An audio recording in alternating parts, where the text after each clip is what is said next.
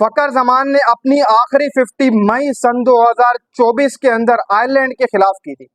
फकर जमान को 50 करे हुए एक साल जो वो लगभग हो चुका है। फकर जमान अब तक जो वो उसके बाद 50 स्कोर नहीं कर सके। फकर जमान की अगर लास्ट 11 इनिंग्स देखी जाए तो फकर जमान के बल्ले से जो स्कोर निकले 11 इनिंग्स के अंदर वो सबसे पहले आप सुन लें। 20, 20, 28, 8, 44, 1, 5, 4, 13, 11, 9, 7 फकर जमान की ये स्कोर रहे उनकी पिछली 11 इनिंग्स के अंदर। फकर जमान पूरे तरीके से इस वक्त फ्लॉप दिखाई दे रहे हैं। चाहे वो ट्रायंगल सीरीज जो हालिया चल रही है उसमें भी 2 मैचेस कह रहे हैं कोई बड़ा स्कोर अपने बल्ले से फकर जमान नहीं मार पा रहे।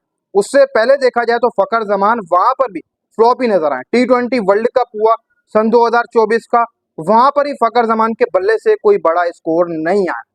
तो फकर जमान के साथ जो मसाइल हैं शायद वो उनकी इंजरी के मसाइल हैं, क्योंकि पिछले एक हालिया अरसे के अंदर फकर जमान के साथ इंजरी के जो मसाइल रहे वो भी कहीं ना कहीं फकर जमान की बैटिंग को डाउन किए है। क्योंकि चैंपियन ट्रॉफी देखी जाए वहां पर शायद ट्रायंगल सीरीज खेली थी जो चैंपियन ट्रॉफी से पहले Pakistan south Africa triangle series थी, उसी में ही फकर जमान पूरे हो गए थे। वहां पर भी कोई बड़ा स्कोर से पहले भी देखा जाए तो फकर जमान कोई बड़ा स्कोर नहीं। ये मैं हालिया आपको पिछली उसकी 11 इनिंग्स बता रहा हूँ। 11 इनिंग्स में कोई फकर जमान ने बड़े रन नहीं किए।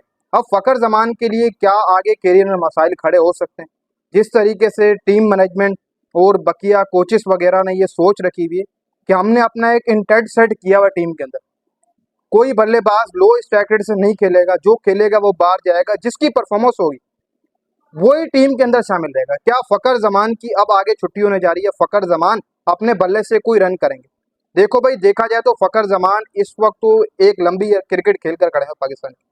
हालांकि उन्होंने पिछले कुछ जो मंथ गुजरे उसमें पाकिस्तान क्रिकेट बोर्ड ने उन्हें एक सीरीज से भी बाहर किया था, अगर आपको अच्छे तरीके से याद हो, क्योंकि फकर जमान ने वहां पर बात की थी अपना जो उस टाइम के मीडिया मैनेजर या फिर लोग थे उनके बारे में फकर जमान ने बात की थी। उसके बाद फकर को एक सीरीज से बाहर कर दिया गया, फिर फकर के साथ इंजरी रही, फिर वो चैंपियन ट्रॉफी में आए, फिर वो इंजर्ड हो गए, फिर चले गए, फिर अभी रिसेंट उनको इंजरी हुई थी, वो वेस्ट इंडीज की जो ओडीआई सीरीज थी उससे बाहर हो गए थे।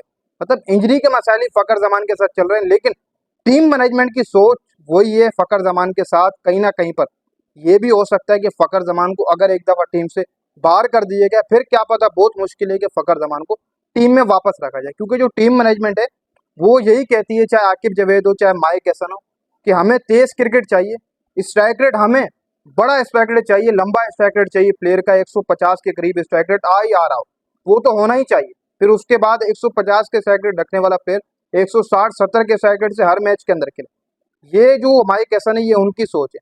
फिर आकिब जावेद ये कहते हैं कि जी जो परफॉर्मेंस देगा वही खेलेगा। अगर ये बात है तो फिर फकर जमान के लिए आगे बहुत सारी मुश्किलात खड़ी हो सकती हैं। और बाकी देखा जाए तो यूएई की कंडीशन के अंदर फकर जमान इतने कारगर साबित नहीं हो सके हैं कभी पाकिस्तान को। अगर देखा जाए वो एक ऑस्ट्रेलिया वाला मैच था, वहां पर स्टार को छक्के मारे थे। उससे पहले देखा जाए फिर उसके बाद देखा जाए तो फकर जमान की यूएई के अंदर कोई बड़ी इनिंग नहीं। फकर जमान को यूएई की कंडीशन सूट ही नहीं करती। तो अब फकर जमान के लिए कहीं ना कहीं पर जो चीज़ बची हुई है वो उनके लिए एक एशिया कप बचा हुआ है जो अभी शुरू हो जाएगा, और एक ये ट्राई सीरीज चल रही है।